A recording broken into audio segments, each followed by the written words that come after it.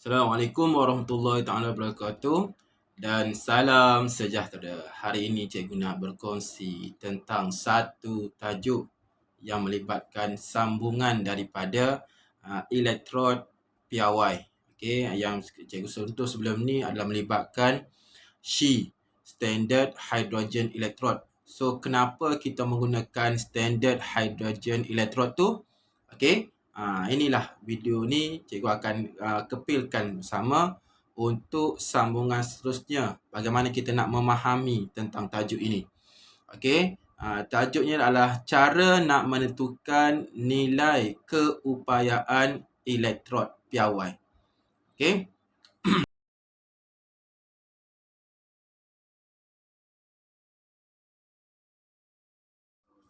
Okey, sebagai mukaddimah. Okey, awak perhatikan ada dua jenis bikar. Okey, bikar satu, bikar dua. Okey, bikar yang pertama ini, okey, cikgu letakkan zinc sebagai elektrodnya. Ini elektrod. Okey, kepingan logam zinc. Dan satu lagi cikgu letak kepingan kuprum. Awak perhatikan didapati kuprum logamnya adalah dalam bentuk warnanya warna perang. Okey. Zinc logam. Kebanyakan logam adalah warna kelabu. Okey. Tapi cikgu letakkan warna putih ni. So ini kelabu Okey, kelabu dengan perang. Okey. Zinc menggunakan elektrod zinc, larutan ni yang ada dash line ini cikgu letakkannya sebagai larutan zinc sulfat. Okey. Manakala kuprum pula cikgu letak sebagai kuprum 2 sulfat sebagai larutan kuprum 2 sulfat. Zinc sulfat dengan kuprum 2 sulfat ini kita gelarnya sebagai elektrod. Okey. Silap. Elektrolit. Okey. Zinc sulfat, kuprum 2 sulfat, sekali lagi cikgu ulang, sebagai elektrolit. Zinc dengan kuprum dikenali sebagai elektrod. Maka, berdasarkan gambar rajah ini, kamu kena tahu, ini adalah bentuk sel galvani. Sel galvani. SELGALVANI. Sel galvani juga dikenali sebagai sel voltan. Okay. Alat ini digunakan untuk apa? Untuk nak menghasilkan keelektrikan. Okay. Alat ini, cikgu ulang sekali lagi. Alat ini adalah digunakan sebagai tindak balas kimia yang menghasilkan elektrik.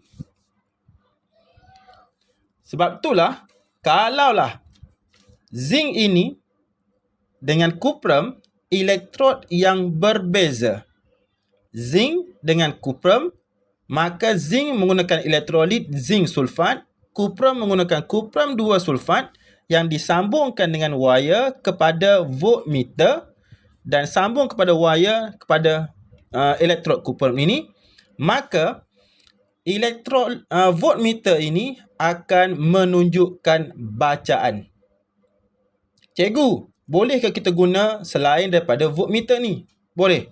Sekiranya kita cikgu tukarkan. Okey. Cikgu tukarkan voltmeter tu kepada mentol. Maka mentol akan menyala. Okey? Boleh. So, apakah alat ini sebenarnya? Gambar rajah ini, kamu kena tahu. Ini adalah bentuk sel galvani. Sel galvani. SELGALVANI. Sel galvani juga dikenali sebagai sel voltan. Okay.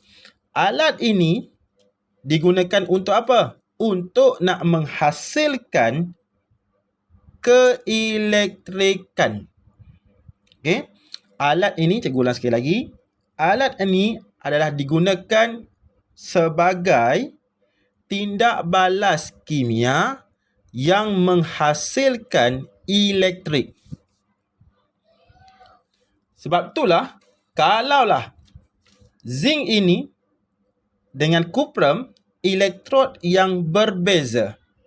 Zinc dengan kuprum, maka zinc menggunakan elektrolit zinc sulfat, kuprum menggunakan kuprum 2 sulfat yang disambungkan dengan wire kepada voltmeter dan sambung kepada wire kepada elektrod kuprum ini, maka elektrod voltmeter ini akan menunjukkan bacaan. Cikgu, bolehkah kita guna selain daripada voltmeter ni? Boleh. Sekiranya cikgu tukarkan. Okey? Cikgu tukarkan voltmeter tu kepada mentol. Maka mentol akan menyala. Okey? Boleh. So, apakah alat ini sebenarnya? Sel galvanik dan sel voltan ni apa sebenarnya? Sel ini dikenali sebagai bateri. Awak ingat bateri itu membekalkan tenaga elektrik. Maka sel galvanik ataupun sel voltan, dia adalah, sebagai contohnya adalah bateri. Kita guna dalam kehidupan seharian kita. Okey, untuk kes hari ini, cikgu nak kupaskan kenapa sekiranya zinc yang disambungkan dengan voltmeter kuprum pula, okey, elektrolit zinc sulfat dengan kuprum 2 sulfat, kenapa nilai dia, bacaan dia menunjukkan nilai 1.10 volt. Saintis kimia membina 2 sel.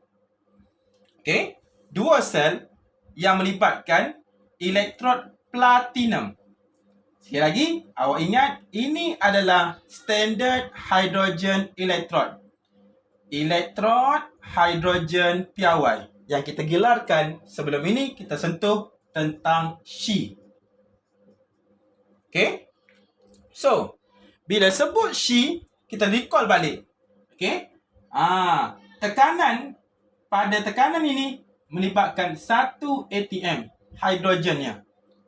Lepas itu larutan dalam bika ini terdiri daripada ion-ion hidrogen, kepekatannya macam biasa, iaitu kepekatannya adalah 1.0 molar atau 1.0 mol per sepadu. Wajib nilai 1.0. Manakala sel yang sebelah kiri ini pula terdiri daripada elektrod zinc. Okey. Larutan yang digunakan adalah larutan zinc sulfat ataupun zinc 2+ yang mengandungi ion-ion zinc. Kepekatannya sama, iaitu 1.0 molar atau 1.0 mol desimeter padu per desimeter padu. Okey. So, macam mana nilai dia 1.10 volt? Kita tentukan nilai keupayaan bagi zinc terlebih dahulu. Okey? So, macam mana? Okey. So, atom zinc, elektrod zinc ini akan mengalami pengoksidaan. Bila mengalami pengoksidaan, okey, maka dia akan melepaskan elektron. So, zinc tadi akan melepaskan elektron. Elektron akan keluar. Maka, atom zinc bertukar menjadi zinc 2+. Cikgu repeat balik. Atom zinc tadi akan melepaskan elektron. Okay. So, melepaskan elektron. So, elektron akan keluar. Maka, atom zinc mengalami pengoksidaan dengan membentuk zinc 2+. Sekali lagi, cikgu repeat balik. Atom zinc mengalami pengoksidaan dengan melepaskan elektron, okey, elektron pun keluar. Dia akan pergi melalui litar luar. Maka atom zinc sekali lagi akan bertukar membentuk ion zinc 2+. Sekitar ini dia akan samalah dengan zinc 2+ di sini. Okey. So, sampai di sini elektron tadi akan bergerak masuk ke sini. Elektron tadi akan bergerak. Bergerak sini. Okey, dia akan berkumpul dekat platinum tu. So, elektron tadi akan bergerak, bergerak di sini. Okey. Sampai di sini seperti biasa. Okey, elektron akan bertindak balas dengan hidrogen. Okey, hidrogen akan bertindak balas dengan elektron. Yang bertindak balas. Bila bertindak balas, okey, bertindak balas, dia akan membentuk atom hidrogen. Akan membentuk atom hidrogen. Hidrogen pula akan keluar. Plup, masuk keluar sini. Keluar. Okey? So, bila keluar, elektron sekali lagi. Elektron ni akan bergabung dengan hidrogen. Akan membentuk atom hidrogen. Okey, akan membentuk atom hidrogen. So, bila atom hidrogen dengan atom hidrogen membentuk gas hidrogen. Sekali lagi, bila kita tengok elektron tadi bertindak balas dengan dua elektron tadi bertindak balas dengan dua ion hidrogen, akan mengalami proses penurunan membentuk gas hidrogen. Dia membentuk gas hidrogen. Maka gas hidrogen tadi akan keluar. So, proses ini berterusan. Okey? Boleh? So, ion hidrogen akan bertindak balas dengan elektron yang dihasilkan, yang dilepaskan oleh zinc tadi. Ini. Maka, awak akan detect sebelah kiri mengalami pengoksidaan.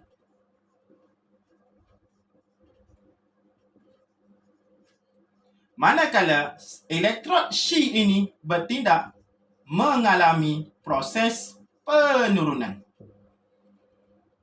Okey, maka pengoksidaan wajib bertindak sebagai anode. Maka She tadi, standard hidrogen elektron, akan bertindak sebagai cathode. Okey? Cikgu terlupa. So, persamaan setengah untuk zinc melepaskan elektron membentuk zinc 2+. Persamaan setengahnya adalah begini. Atom zinc melepaskan elektron, dua elektron tadi, okey, membentuk zinc 2+. Okey? Boleh. So, dia mengalami pengoksidaan, mengalami penurunan, maka sesuai dengan tajuk yang kita belajar, iaitu tajuk redox. Okey. So, di sini maka bila elektron tadi bergerak memasuki voltmeter ni, okey, dia melalui voltmeter ni, dia akan menghasilkan nilai voltmeter 0.76 volt. Maksudnya dia tetap dah. Zinc menghasilkan zinc 2+ dengan disambungkan dengan sel setengah rujukan, iaitu She tadi, nilai dia adalah 0.76 volt. Tolong take note. Okey? Tolong take note. 0.76. Memang dia tetap dah. Nilai dia 0.76. Saintis kimia dia sudah beri 0.76 volt. Okey, seterusnya. Okey, kita tentukan nilai keupayaan bagi sel kupram ni. Okey, kita bina benda yang sama, saintis kimia bina benda yang sama, dia menggunakan She juga, standard hydrogen elektron, platinum, seperti biasa. Okey, bekalkan dengan hidrogen, kepekatannya sama, latuan hidrogen 1/0, okey. Yang ini pula menggunakan elektrod kupram. Okey, elektrod kupram, lepas itu larutan kupram, yang mana kupram 2 lah. Kepekatan sama, iaitu maintain 1.0 molar. Kepekatan. Okay, balance, settle. So, kita set up. So, bagaimanakah keadaan untuk menjelaskan tindak balas ini? Okay, awak perhatikan. Molekul hidrogen tadi, okay, mula dengan molekul hidrogen, dia akan melepaskan elektron. Maka, elektron akan dibebaskan. Okey? Ni. Atom hidrogen, dia akan melepaskan elektron. Bila melepaskan elektron, maka atom hidrogen akan berubah menjadi ion hidrogen. Ion hidrogen itu hasilnya dalam ni. So, elektron tadi akan keluar melalui wire. Dia akan keluar melalui wire. Atom hidrogen, sekali lagi. Okey? So, bila atom hidrogen mengalami pengoksidan. Kenapa mengalami pengoksidan? Kerana melepaskan elektron. Bila melepaskan elektron, atom hidrogen tadi akan melepaskan elektron. So, elektron tu akan keluar. Ion hidrogen terhasil. Betul-betul sama dengan kepekatan ni, larutan ini. Maka, elektron tadi akan keluar, masuklah ke voltmeter. So, voltmeter akan menunjukkan bacaan. Keluar melalui meter, masuklah ke dalam ini. Sampai di sini, elektron tadi keluar, masuk, dulu dalam ni. Okey, so dua elektron tadi akan kupram ni berkenan. Dia telio nak makna. So, Cu2+, okey, akan menerima elektron. Satu. Akan menerima elektron tadi. Bila menerima elektron, maka Cu2+ akan bertukar menjadi elektron. Dia akan hasil situlah. Dia akan hasil di sini. Dia akan tepek situ. Di hujung, di edge of the electron. Okay, so proses ini berterusan. Ini menghasilkan elektron tu, molekul hidrogen, menghasilkan ion hidrogen. Elektron pun keluar, masuk di sini. So bila melepaskan di sini, maka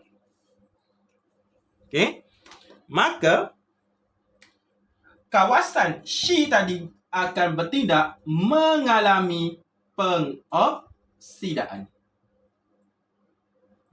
Okey, mengalami pengoksidaan. Bila mengalami pengoksidaan, jelas standard hydrogen electrode bertindak sebagai anode. Dia tukarlah. Dia akan jadi anode pula sini. Maka yang di sini akan mengalami proses penurunan. So, sel ini bertindak sebagai kathod. Kenapa kathod? Ingat tadi, dia menerima elektron keluar. Benar? So, maka perhatikan untuk persamaan di sini adalah ini. Molekul hidrogen akan mengalami pengoksidaan melepaskan elektron. So, membentuk dua ion hidrogen di sini. So, elektron akan keluar. Keluar sampai di sini. Maka, persamaannya bagaimana? Maka, Cu2+ menerima dua elektron tadi membentuk Cu. Ion kupram 2 menerima elektron mengalami penurunan dengan membentuk atom kuprum. Maka, pergerakan elektron tadi menghasilkan keelektrikan. Nilai dia adalah 0.34. Jelas, untuk nak menghasilkan nilai keupayaan elektrod kuprum ini, nilai dia adalah 0.34 volt.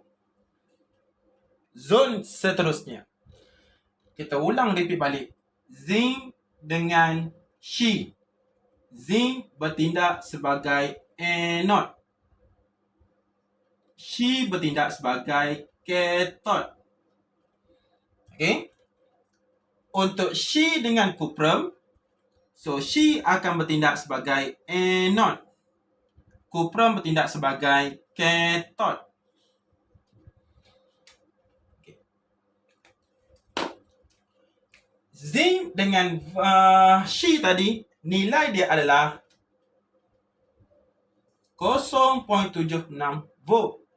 Manakala untuk She dengan kuprum menghasilkan nilai 0.34 volt. Para pelajar perlu tahu nilai 0.76 volt ataupun 0.76 volt ataupun 0.34 volt ni, dia ada nilai negatif dengan positif. Okey, negatif dengan positif kita akan bincang selepas ini. Okey. So, macam mana kita nak tentukan nilai dia sama ada negatif ataupun positif? Negatif ke positif? Negatif ke positif? So, formula dia adalah ini. Nak cari nilai standard piawai, iaitu keupayaan piawai untuk suatu sel itu, contohnya zinc. Okey, negatif ke positif? Okey, formula dia macam ni. Awak gantikan, kita nak cari sel dia adalah kosong cathode. Okay. So, cathode nilai dia adalah 0.00 V. Kenapa? Standard hydrogen electrode nilai dia memang 0.0 V. Okay. Lepas itu, kita tolakkan dengan nilai yang pada zinc tadi. Okey, anode iaitu 0.76 volt. Maka nilai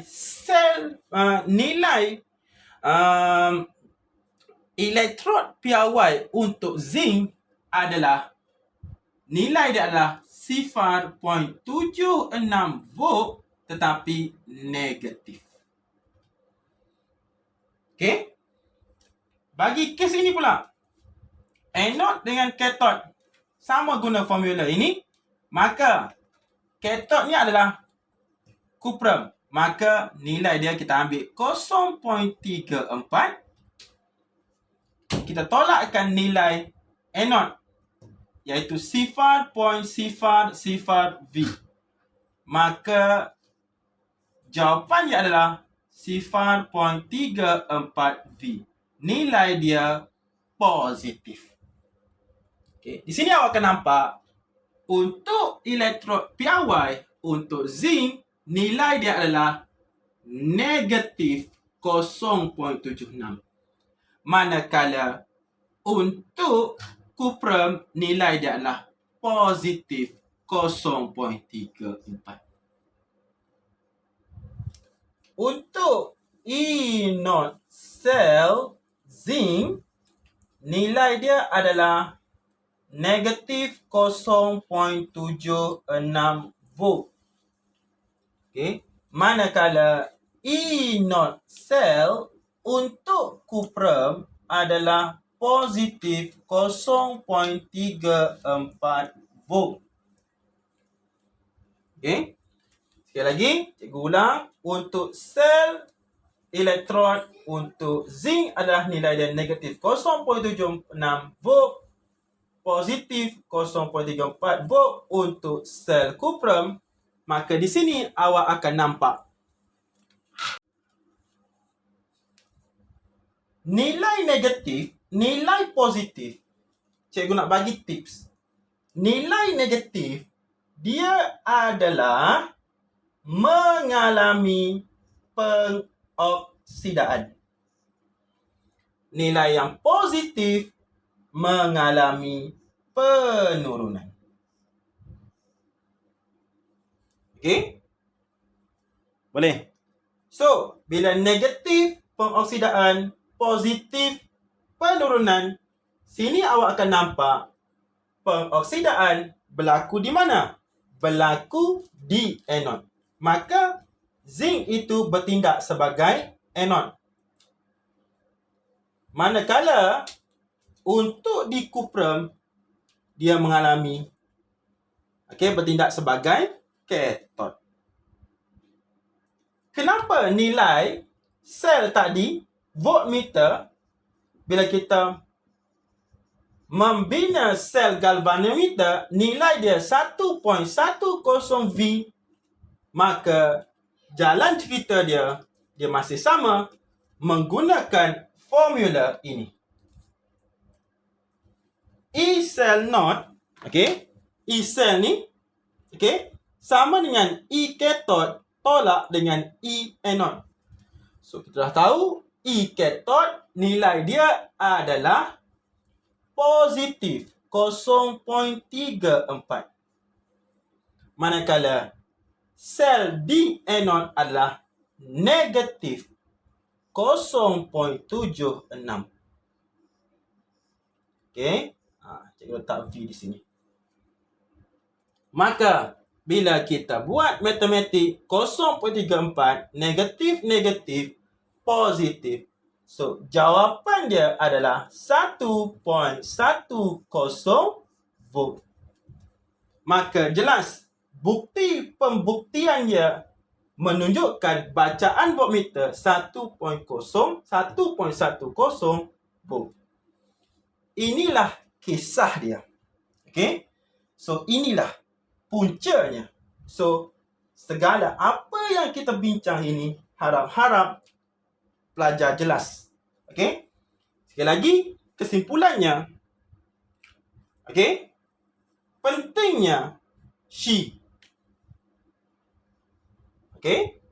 sebagai sel setengah rujukan. So, disebabkan ada She ini, maka kita boleh tentukan nilai zinc. Ingat pelajar, nilai ini adalah tetap. Nilai dia sudah tetap. Tetap.